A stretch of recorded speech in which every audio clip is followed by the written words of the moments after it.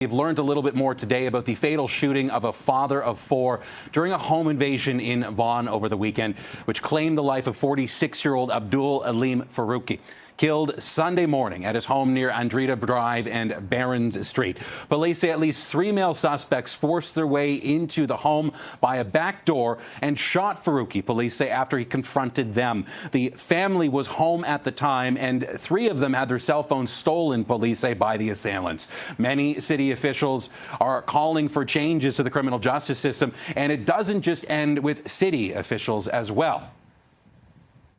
If this topic, fixing the criminal justice system once and for all so that victims rather than criminals are protected, so that we don't have, as it's being called, the revolving door of criminals who are arrested and then back out on bail, sometimes the same day, to offend repeatedly, again, whether that's vehicle break-ins or home break-ins or carjackings or whatever it is. If this item is not on their agenda, well, then they've badly lost the plot.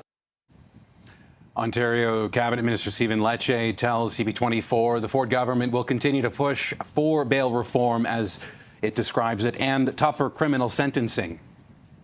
It's just an unacceptable reality. People in Vaughan and King, I mean, we launched this petition. In 24 hours, we have over 5,000 signatures.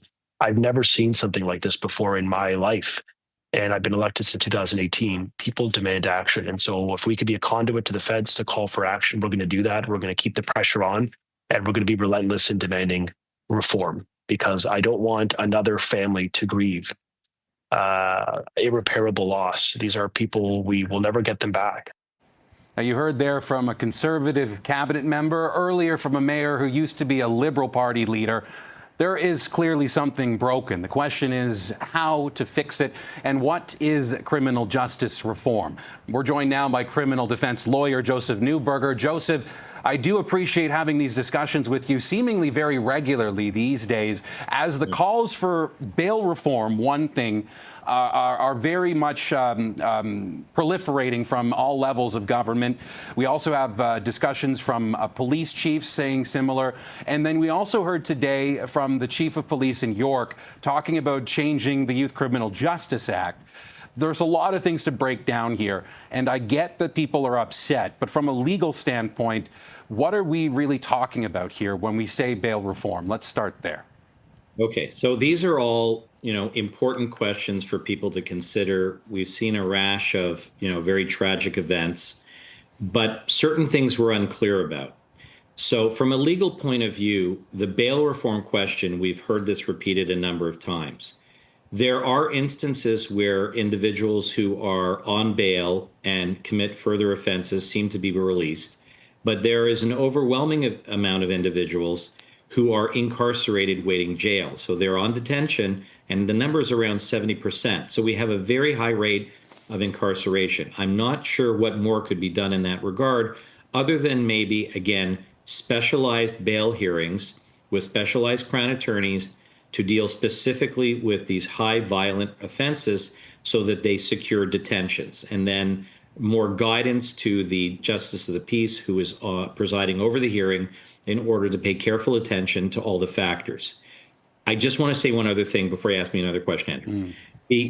The home invasion in Vaughan, horrific. This is an absolute nightmare tragedy for all of us. We would never want this to be experienced, and the loss is horrific, especially for the trauma to the children now.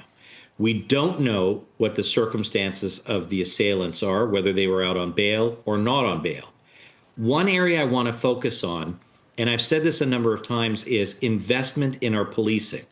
As a citizen, I don't have a problem with increased budgets, increased hiring, increased specialty units, more police on patrol in our neighborhoods day and night, because our population is growing. There are economic issues, societal issues. We need the police out there. We need them funded, we need them well-trained, and we need specialized units. These are things, I think, that would go a long way to apprehension, which would be helpful. You talked right this at the end, Joseph, about the societal issues. And one of the things that you said at the beginning about what could be done about having a prison population in provincial penitentiaries, or just the provincial system, 70% of people in those jails aren't even convicted of a crime right now. They're waiting for trial. They did not get bail. So when I want to think of maybe forest and tree situation here, because the tree that we see when we see a father of four die is a very visceral reaction. But are you saying that there could be ramifications if we throw the baby out with the bathwater? Right. So if we take a position that any person accused of a serious offense, anything involving use of violence or a weapon, would automatically be detained, we may have a massive amount of individuals detained and have other unintended consequences. We can also have circumstances where we have people awaiting trial who eventually get acquitted for a number of reasons. So we have to pay careful attention to liberty interests as well. It's not just about protecting the victim and rights about an accused. It's also democratic principles and civil liberties that are at stake, and we have to pay careful attention to that as well. One important thing you did raise, because there are concerns about the Youth Criminal Justice Act and what amendments can be made there. There are already provisions dealing with young persons who commit serious offenses being tried as adults. But I will agree that we see a very disturbing trend now for very youthful children, 14 years of age. I mean, that's a child to me, 14 and 15, being used for these very serious offenses.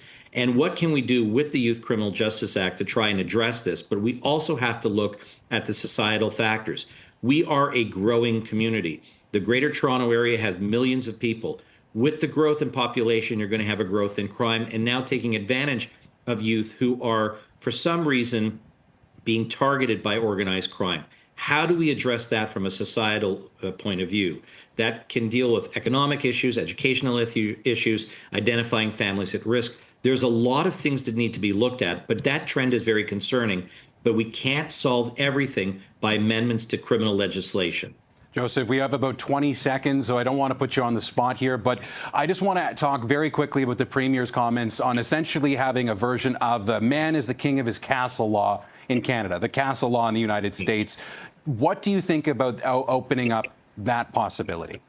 I think I've said this before. Our self-defense laws, particularly when it applies to an event that occurs within a home, are very broad and flexible, protect a homeowner from using force, including up to lethal force. The castle law can result in unintended consequences and cases where people who are potentially innocent being killed.